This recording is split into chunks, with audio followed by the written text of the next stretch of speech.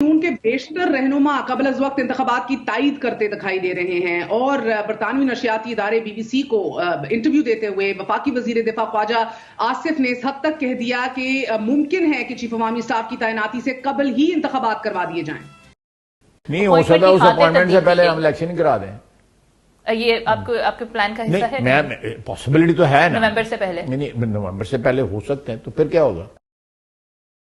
दूसरा बड़ा मामला जनरल फैज हमीद का है। जब ये सवाल ख्वाजा आसिफ से हुआ तो उनका ये कहना था कि अगर उनका नाम सीनियरिटी लिस्ट में हुआ तो जरूर कंसिडर होगा, जबकि आसिफ अली जरदारी साहब से जब यही सवाल हुआ तो उन्होंने ये तासुर दिया कि lieutenant general Faiz Hamid core commander Peshawar का चैप्टर बंद हो चुका है। उन्होंने कहा कि बेचारा खुड्डे लाइन है।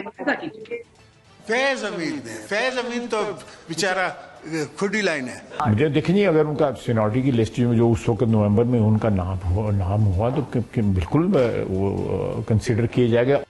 ख्वाजा आसिफ साहब ने अपने इंटरव्यू में ये बात भी कही कि चीफ अवामी स्टाफ की तैनाती का मामला ही था जो इमरान खान साहब की हुकूमत की तब्दीली का बेसिक रीजन और वजह बना। ख्वाजा आसिफ साहब ने इस इंटरव्यू के अंदर ये भी कहा कि अगले आर्मी चीफ के तैनाती के मामले पर इमरान खान साहब जो है वो अपनी जाती मर्जी और ख्वाहिश चाहते थे, जाती मुफादात का तहफ़्फ़ुज़ चाहते थे, अपने पॉलिटिकल गेन्स को बढ़ाना चाहते थे। सो इसेंशली हम ये देख रहे हैं कि सियासत एक बार फिर सियासी और गैर सियासी मदोजज़र में घूम रही है। एक तरफ कॉल दी जा रही है कि चौकीदार न्यूट्रल रहे, दूसरी तरफ ये कहा जा रहा है साबिक सदर की तरफ से कि दिल करता है कि सलूट मारें जनरल बाजवा को।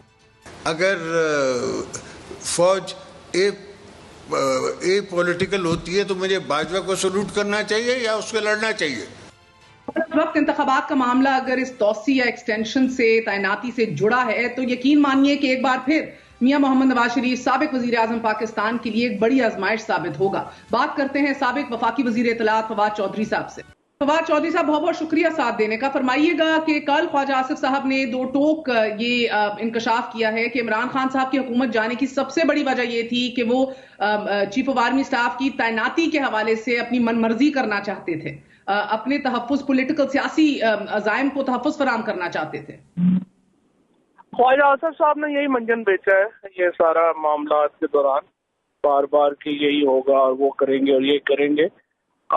ऐसा है नहीं। वैसे प्राइम मिनिस्टर इमरान खान ने कभी भी ये नहीं सोचा था कि वो इदारों पे जिस तरह नून लीग करती है कब्जा करने की कोशिशें, इमरान खान का ये मिजाज नहीं है। इसीलिए उन्होंने हमेशा अदलिया को आपने देखा उन्होंने बुलाया, वो फौरन वहाँ पे गए। इसी तरह से फौज में भी, इवन सिविल इदारों में उन्होंने कभी जो है वो इस तरह से मुदाखलतें नहीं की हैं और यहाँ पर भी उनका कोई इरादा नहीं था।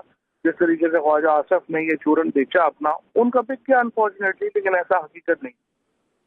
मगर हालात तो खराब थे जनरल बाजवा के साथ या फौज के साथ, क्योंकि आपने भी एक इंटरव्यू में इंकशाफ किया हालात सही होते तो हम अभी भी हुकूमत में होते। तो हालात खराब थे, मगर आप कह रहे हैं इस वजह से नहीं थे कि वो अपना चीफ लगाना चाह रहे थे। नहीं, कोई खराब इतने भी नहीं थे। खैर आखिर वक्त तक जो है ये जिस दफा कोई ये नहीं था कि कोई जिस तरह से नवाज शरीफ के खिलाफ होते रहे या कुछ ऐसा कुछ नहीं था।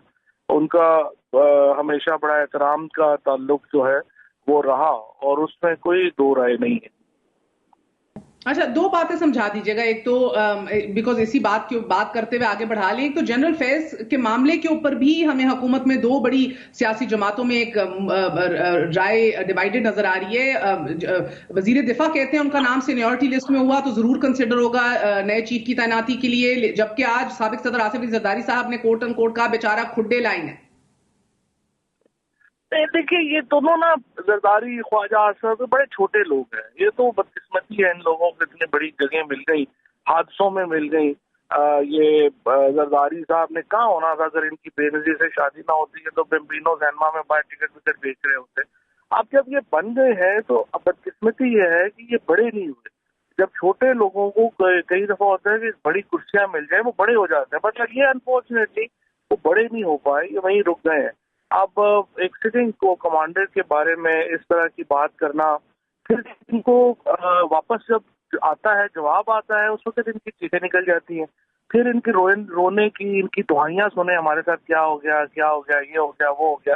तो बंदे को अपनी औकात में रह के उसके मुताबिक जो है वो और अपनी स्पेशली पोजीशन के मुताबिक गुफ्तगू करनी चाहिए। आप जरदारी साहब को समझना चाहिए वो राना सनाउल्लाह नहीं है और ना ही वो कोई جو ہے وہ اس طرح سے ان کو ایک پارٹی ہے اس کا انہوں نے بیڑا غلط کر دیا ہے. بے نظیر بھٹو اور ذوالفقار علی بھٹو کی پارٹی کو انہوں نے بنا کے رکھ دیا ہے. وہ بھی ایک اور المیہ ہے.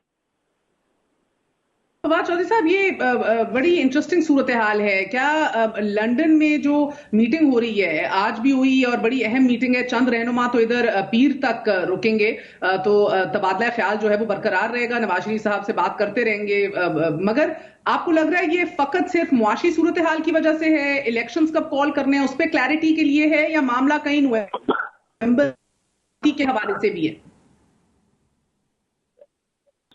نہ ہی ان کو یہ سوچنا چاہیے.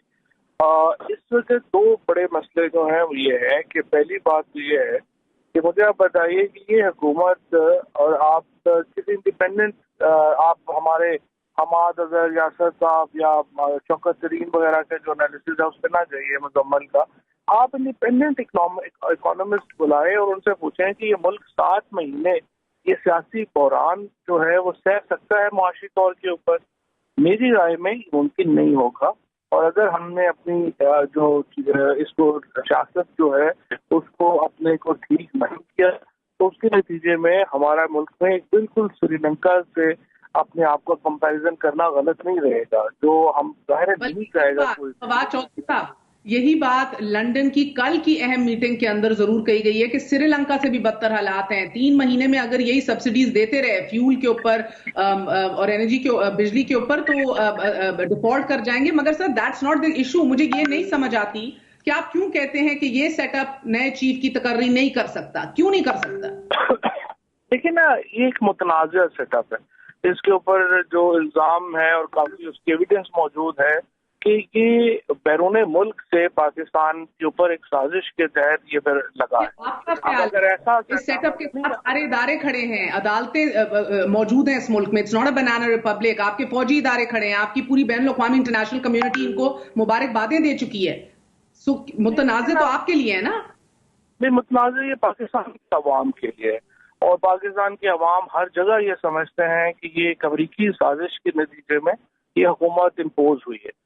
تو 2-4 لوگ لے کے یہ سب آئے ہیں سر، ان کو بھی سلوٹ مارے ہیں جب حلف اٹھائے ہیں وزیر اعظم شہباز شریف صاحب نے، یہ سب جانتے ہیں. تو یہ آپ کا ایک کہنا ہو سکتا ہے، کل کو اگر یہ اپنا چیف لگا دیتے ہیں، اپنے سے مراد نیا چیف لگا دیتے ہیں، معذرت چاہتی ہوں، تو کیا آپ اس چیف کو تسلیم نہیں کریں گے؟ یہ نہیں لگا سکتے ان کی. میں آپ کو دوبارہ کہتا ہوں، پاکستان اب آپ کی خواہش پر تو نہیں بن سکتی. کر لینے دو نا، مہر بات تو کر لینا. تمہیں 1 گھنٹہ بار بار ایک ہی بات 10 دفعہ ریپیٹ کرے، بور ہو جاتا لوگ. سر آپ سے نئی خواہش آ رہی ہوں نا، آپ یا تو بتائیں آپ تسلیم کریں گے یا نہیں کریں گے. دیکھیں، بات یہ ہے کہ آپ ایک منٹ خاموش ہوں گی تو آپ کو سمجھ آئے گا میرے پوائنٹ. آپ بولی جا رہی. آپ پاکستان کا ہر بازار کوچہ جہاں جہاں پہ ہم جا رہے ہیں، لوگوں کو پتا ہے کہ یہ حکومت ایک بین الاقوامی سازش کے تحت لگائی گئی ہے. جو حکومت بین الاقوامی سازش کے تحت امپوز ہوئی ہے وہ اس طرح کے بڑے فیصلے کرنے سے مورلی کر نہیں سکتی. جب تک ایک عوام کی الیکٹڈ گورنمنٹ آئے گی، اور اس سے یہ جو چیف کا فیصلہ ہے یہ تو بعد کی بات ہے. اس سے پہلے جو فیصلے ہیں، جو پاکستان کی معیشت کے فیصلے ہیں، وہ بھی ان سے نہیں ہو پا رہے. اور یہ تینوں تو ملک کو بالکل انتظامی اور معاشی طور کے اوپر کرپل کر دیا ہے، معذور کر دیا ہے. اور اب تو سماجی طور کے اوپر ہم اتنے ڈیوائیڈ ہو گئے ہیں اس اللہ تللہ کی حکومت سے کہ لوگوں کو خوف آ رہا ہے. تو ہمیں پہلے یہ بڑا مسئلہ حل کرنا ہے. اپوائنٹمنٹ تو ہو جائے گی جب وقت آئے گا، دیکھیں.